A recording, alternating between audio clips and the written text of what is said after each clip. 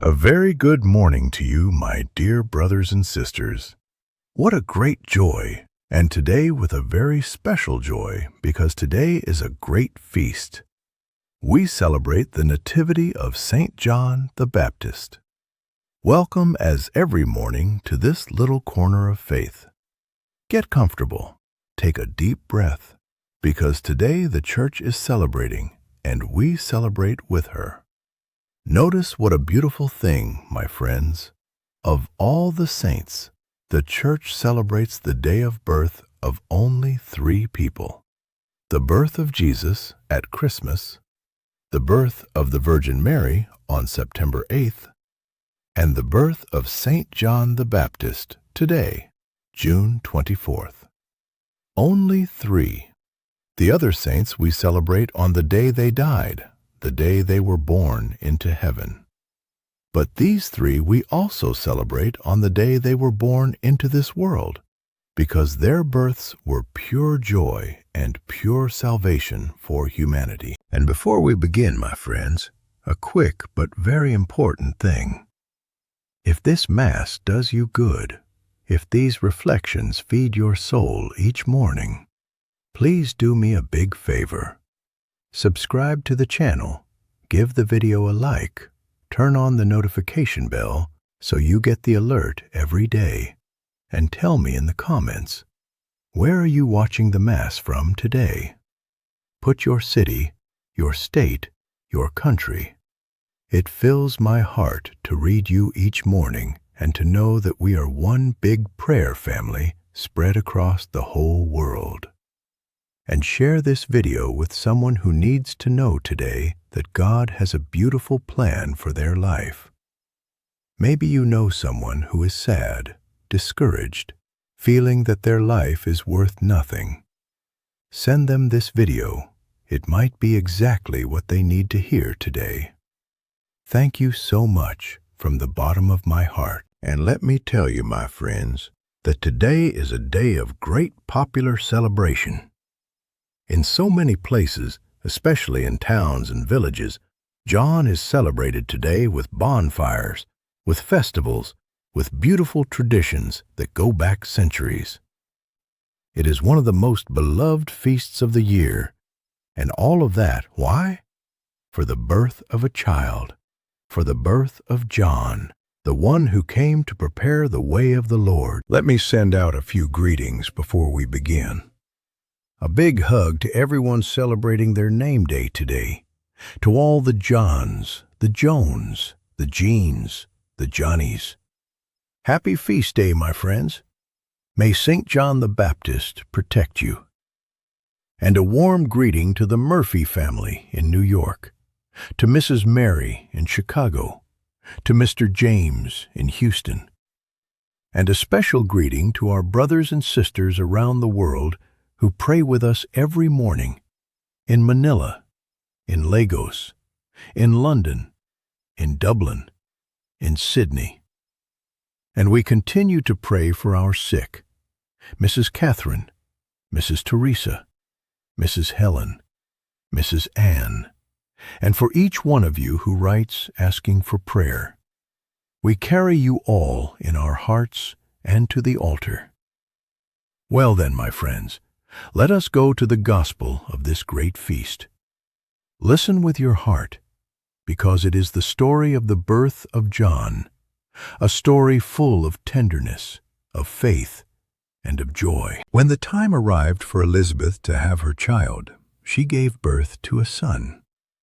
Her neighbors and relatives heard that the Lord had shown his great mercy toward her, and they rejoiced with her.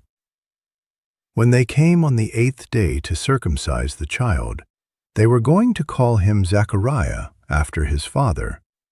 But his mother said in reply, "No, he will be called John." But they answered her, "There is no one among your relatives who has this name." So they made signs, asking his father what he wished him to be called. He asked for a tablet and wrote, "John is his name." And all were amazed. Immediately his mouth was opened, his tongue freed, and he spoke, blessing God. Then fear came upon all their neighbors, and all these matters were discussed throughout the hill country of Judea. All who heard these things took them to heart, saying, "What then will this child be?" For surely the hand of the Lord was with him. The child grew and became strong in spirit, and he was in the desert until the day of his manifestation to Israel. The Gospel of the Lord.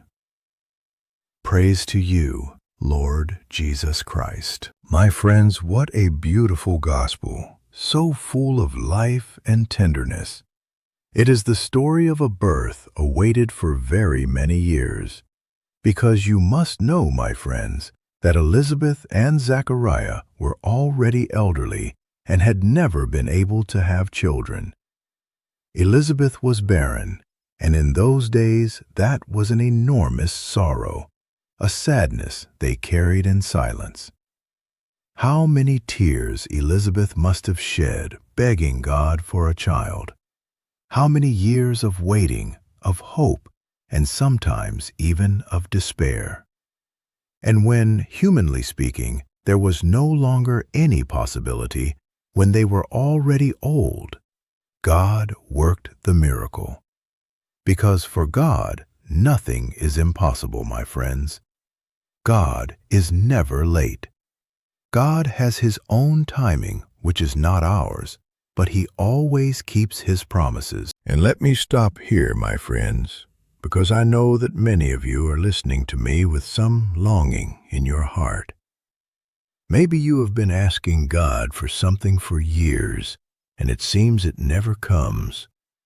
A job, health, the conversion of a child, peace in the family, a good husband or wife, a child that does not come. And sometimes you grow weary, you get discouraged, you think God is not listening. My friends, look at Elizabeth. Look at how many years she waited, and how, when it already seemed impossible, God kept His promise. Do not grow weary of hoping in God. Do not grow weary of praying. God always listens, even if His answer does not come when we want. He knows the exact moment. What seems to us like delay, in God is preparation. Trust, my friends. The one who hopes in the Lord is never let down. And many times, when we least expect it, God surprises us with a miracle, as He surprised Elizabeth in her old age. And notice the most beautiful detail, my friends. When the child is born, the Gospel says that the neighbors and relatives rejoiced with her. Everything was filled with joy. Because a birth is always joy, always life, always hope. Every child who comes into the world is a sign that God still believes in humanity, that God keeps betting on us. That is why, my friends, how important it is to value life, to receive each life as a gift from God. In a world that sometimes turns its back on life, we Christians celebrate life. We defend it. We embrace it as the most precious gift. And notice how beautiful that the neighbors rejoiced with her. They rejoiced at another's good. How hard that is sometimes, my friends, to rejoice at the good of others without envy. Let us learn that too today, to truly rejoice when things go well for another, as if it were our own good. But let us go to the heart of today's gospel, my friends, which is a beautiful thing, the name of the child. Notice the scene. The time comes to give the baby a name on the 8th day at the circumcision, and everyone took for granted that he would be called Zachariah, like his father, as was the custom. But Elizabeth stands firm and says, "No, he will be called John." And everyone is surprised. "But no one in your family has that name." So they ask the father, Zechariah, who was mute, unable to speak because months earlier he had doubted the angel. And Zechariah asks for a tablet and writes with a firm hand, "John is his name." And at that instant, my friends, the moment he obeys God, his tongue is freed and he begins to speak, blessing God. What a beautiful scene. And why was the name so important, my friends? Because the name John was not chosen by Elizabeth and Zechariah. It was chosen by God. The angel had told Zechariah, "You shall name him John." And do you know what John means? It means God is merciful.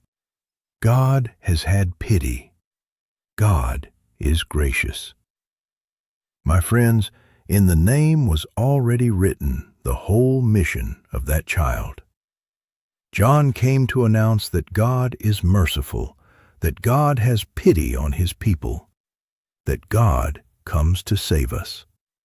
His very name was already an announcement of salvation. And let me stop on Zechariah, my friends, because his story is beautiful and has a lesson for us. Do you remember why he was mute? Because months earlier, when the angel announced that he would have a son in his old age, Zechariah doubted. He said, "How will I know this is true? I am old, and my wife as well." He doubted God, and because of that doubt, he remained mute until the birth of the child. But notice, my friends, how beautiful. That silence was not only a punishment, it was also a time of purification. For 9 months, Zechariah could not speak, but he could think, he could pray, he could mature his faith in silence. And when at last he obeyed God, when he wrote, "John is his name," at that very instant he recovered his voice, and the first thing he did was to bless God. Do you see the lesson, my friends? Sometimes God sends us times of silence, hard times, times of waiting, and we do not understand why. But those times purify us, make us mature, and in the end, when we obey and trust, we recover our joy and our voice to bless God. Do not despair in the times of silence, my friends. God is working in you, even if you do not see it.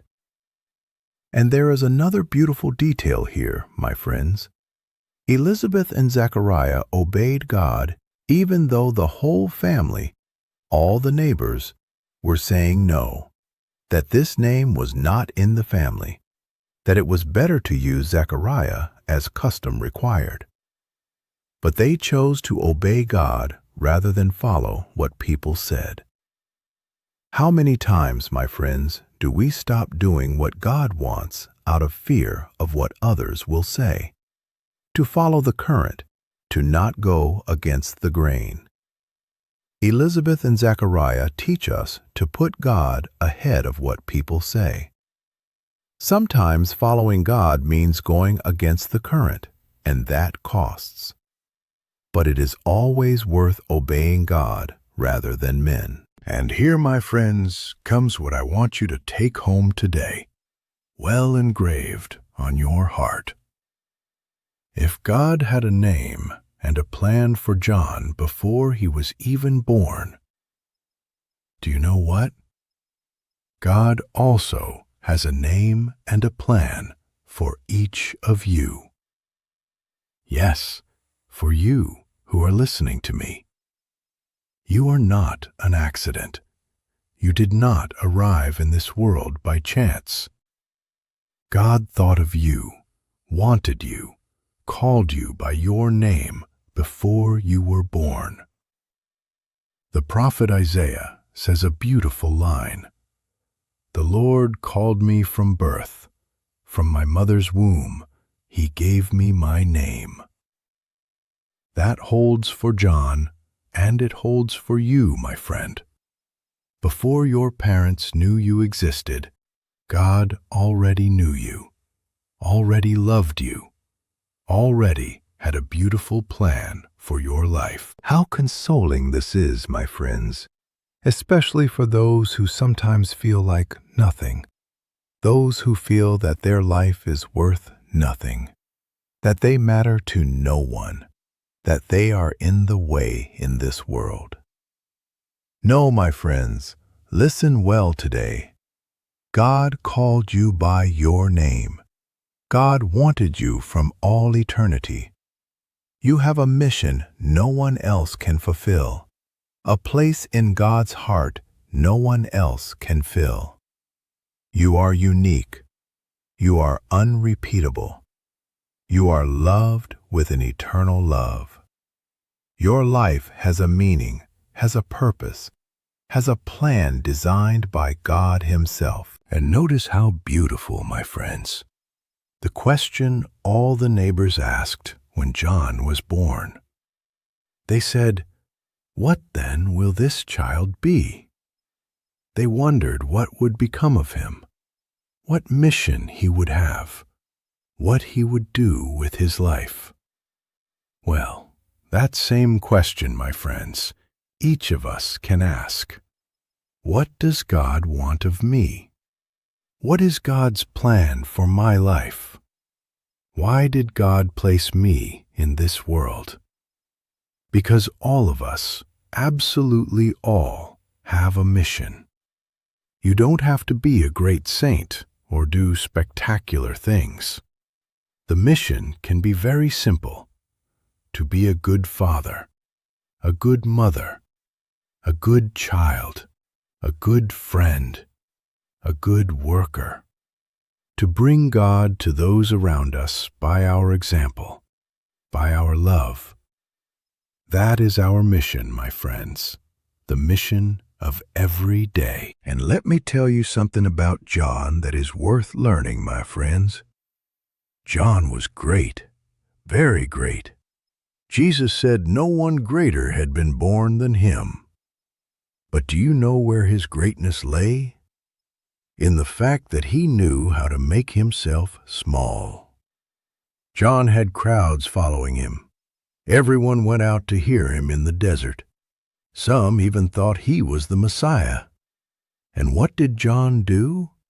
Instead of taking advantage, instead of keeping the glory, he pointed to Jesus and said, "It is not me, it is Him. I am not worthy even to untie His sandals. He must increase, and I must decrease." What great humility, my friends! John did not want people to stop at him, but to reach Jesus. That is the most beautiful mission we can have. Not to lead people toward ourselves, but toward God. To be, like John, a finger that points to Christ. He must increase, and I must decrease. My friends, what a line for our lives. In a world where everyone wants to grow, to stand out, to be first, to appear on social media, to have more likes, John teaches us the opposite path, to make oneself small so that God may be great. And do you know what? That is the secret of true greatness and of true peace. The one who lives to show off, to be applauded, is never content, always wants more. But the one who lives to serve, to point to God, to do good without seeking applause, that one lives in peace.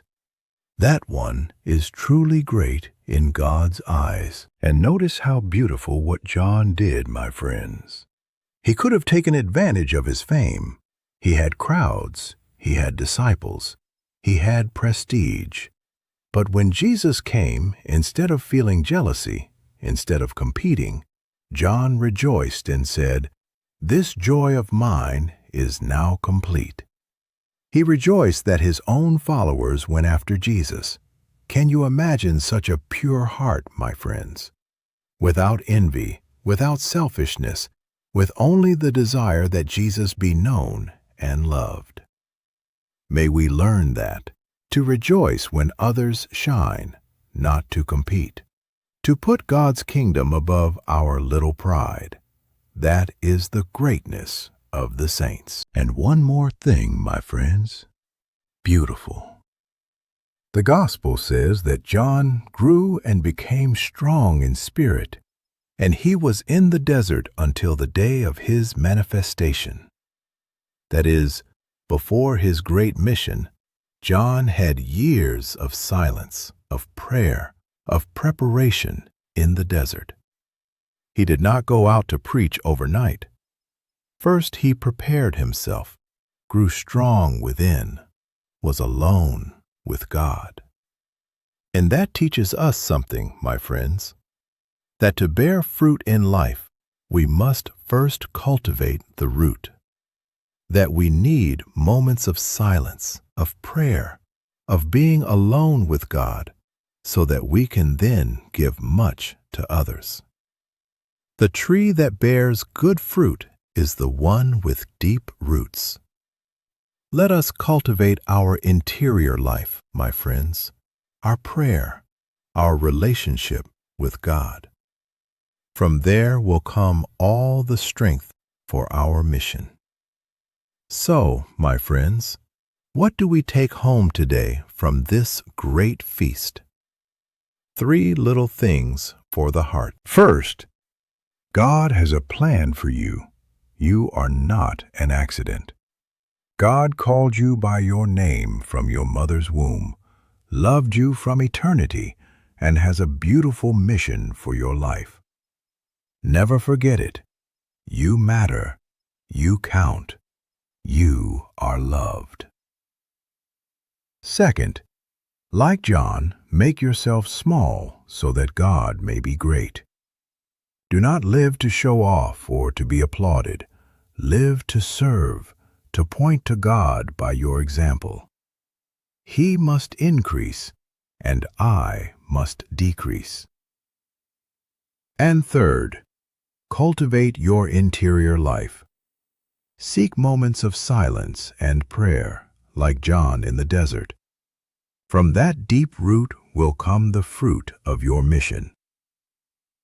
Let us ask for all this with all our heart in this festive Holy Mass. Well then, my friends, stay with us for the Holy Mass of this solemnity of the Nativity of St. John the Baptist. We offer it for all of you and your families, for all who celebrate their name day today, for all who are called John or Joan, for the Murphy family in New York, for Mrs. Mary in Chicago, for Mr. James in Houston, for all our sick, and in a very special way today, for all who feel like nothing, for those who doubt that their life has meaning, that they may discover that God called them by their name and has a beautiful plan for them. We offer it too for all the couples who are waiting for a child, and for those who have been asking for a miracle for years, that, like Elizabeth, they may not grow weary of hoping in God. And today's task, my friends, is beautiful. Today you will do 2 things. First, at some moment of the day, stop for an instant and thank God for your own life, for the gift of existing. Say to Him, Lord, thank you for creating me, for calling me by my name, for loving me before I was born. Help me to discover and fulfill the plan you have for me. And second, today, like John, point to Jesus by your example. Do a deed of goodness, of love, of service that brings a little of God to someone. Be today a finger that points to Christ. And one more little piece of advice, my friends, very beautiful for today. If you know someone called John or Joan, call them, send them a message, wish them a happy feast day. And better still, if you know someone going through a time of feeling like nothing, of thinking their life is worthless or meaningless, seek them out today. Say a word of encouragement. Remind them that God loves them and has a plan for them. Sometimes a single word of ours can save the day or even the life of a person who is lost. Be today messengers of this good news, that God calls each one by name and leaves no one without a plan of love. And the usual reminder, my friends, many fake pages have appeared using my face and my name to deceive people, asking for money, promising so-called miracles in exchange for money. It is all false. We never ask you for money for a prayer. The official channel is Light of Faith with Father David. You can watch us on YouTube and on Facebook every morning. Please make sure it is the real one. I thank you from the bottom of my heart for being with me each morning. Knowing that so many families start the day with this Mass gives me strength to continue this humble apostolate. Don't forget, subscribe, give a like, turn on the bell, comment where you are watching from, and share the video with someone who needs to know that God has a plan for their life. May St. John the Baptist intercede for all of you, and may the Sacred Heart of Jesus remind you each day how much He loves you. Let us stay together for the Holy Mass. Have a wonderful and happy Feast of St. John, Wednesday, June 24th. Don't forget today's line. God called you by your name. You have a plan. May God bless you all abundantly, today and always.